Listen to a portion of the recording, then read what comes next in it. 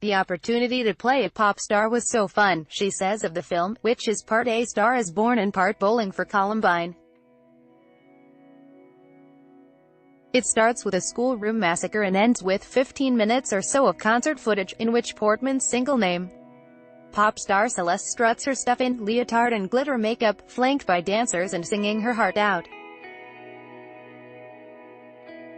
Portman in full pop diva mode. Credit: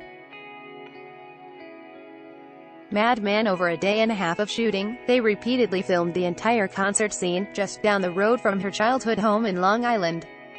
We did it a lot, the whole 12 or 15 minutes of dancing, singing, everything together, she says. It was really hard but fun. I felt my age for sure. We first meet Celeste as a 13-year-old high school student.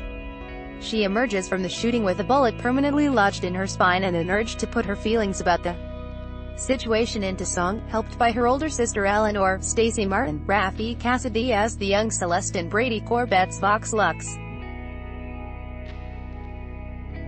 Credit: Mad Men. When she sings the song at a memorial service, she seems to encapsulate the nation's grief. Soon, she's signed to a record label, has a manager, Jude Law, and is on her way to being reshaped as a viable pop product.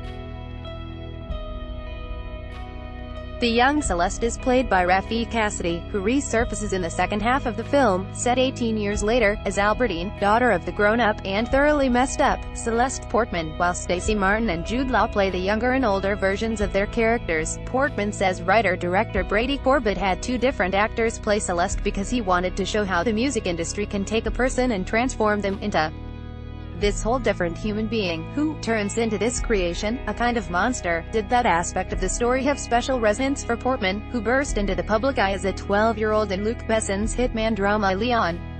After all, she has spoken recently about her experience of being exposed to the industry's sexualization of young women at such a tender age, and of receiving rape fantasy fan mail as a 13-year-old. Portman plays the grown-up and messed up Celeste. Credit: Mad Men. I hope I'm not very similar to Celeste, she says with a laugh. I don't feel very similar to her in my real life.